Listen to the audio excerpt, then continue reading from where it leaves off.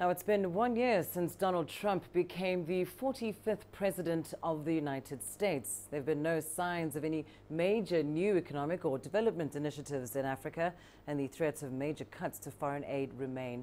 Here's our Washington correspondent with a review of Trump's first year dealing with African development. When the newly inaugurated President Trump unveiled his America First approach, it wasn't long before his budget team proposed deep cuts to foreign aid that would hit Africa the hardest. Some members of Congress fought back. The president's stated goal in his inaugural address of America First may instead mean America alone, and particularly in the context of Africa, may well mean America left behind. Last year, lawmakers agreed to add a further $990 million to address famine conditions in several African nations. The threat of deep budget cuts in 2018 remains, though Republicans and Democrats who would need to agree such cuts are deeply divided as they prepare for midterm elections this November. If the Democrats recapture the House or the Senate or both, then the whole kaleidoscope of American national politics changes.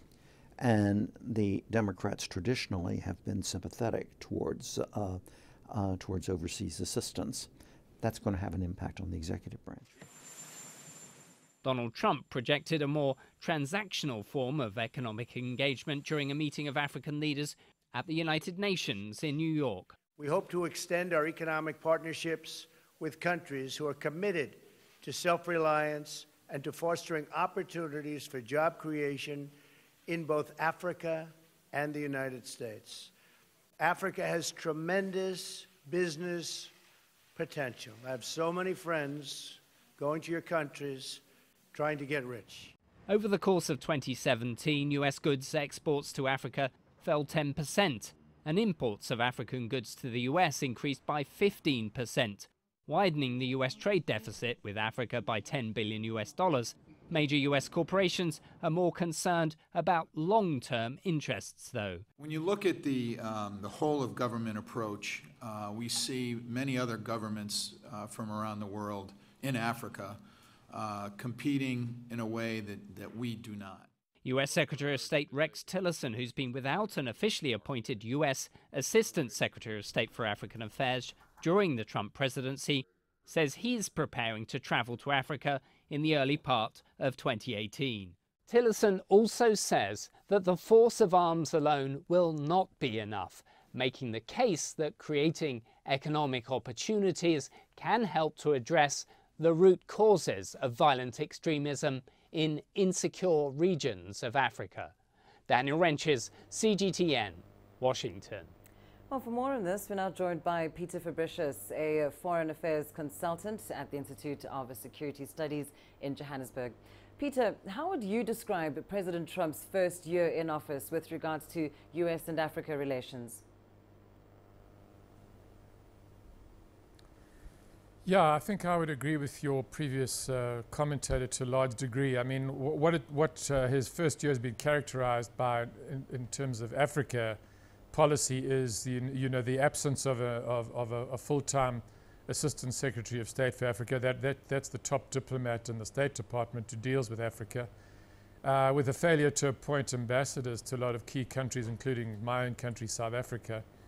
With the big slash in the State Department budget, and we don't know yet exactly what the implications will be for Africa, but one suspects they'll be quite large, and also cuts to U.S. aid.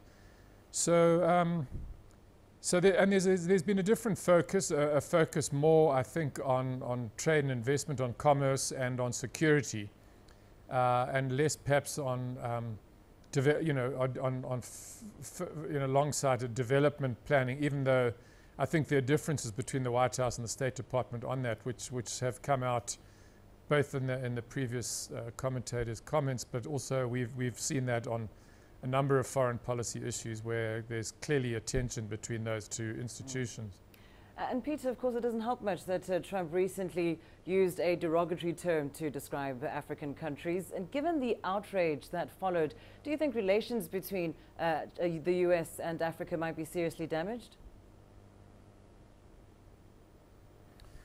You know, that's one of those things that's quite hard to quantify. I would say yes, in the sense that any relationship, and certainly a diplomatic relationship would be included, does rest in a way on a kind of mutual respect and trust. And I think Donald Trump has lost a lot of that from the Americans. I mean, from the Africans. Look, Africans are also pragmatic about their relationship with the United States. They've been given some advice to sort of look beyond the White House to the State Department and to other pro-African constituencies in Washington. And I think that's probably good advice. But you know, obviously the president symbolizes the relationship with the U.S., and I think those remarks were terribly unfortunate.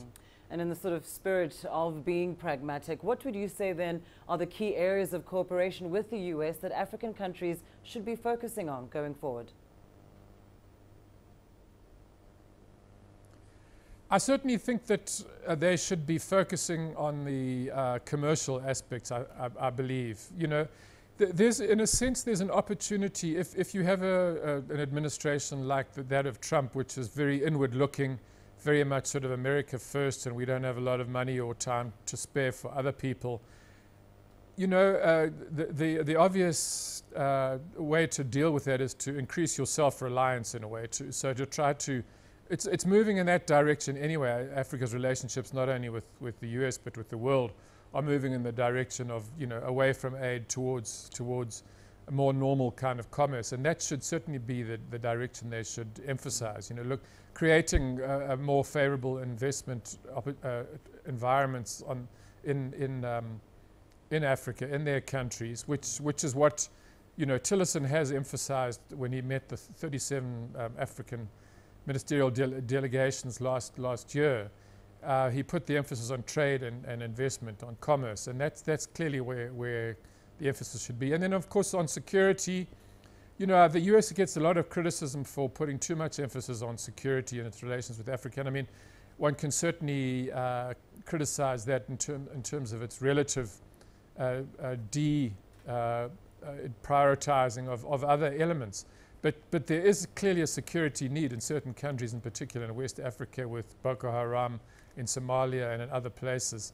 So, I mean, I just, and there are a lot of foreign powers that have boots on the ground in Africa, and that's just something which I think we have to deal with realistically, because there is a need for it.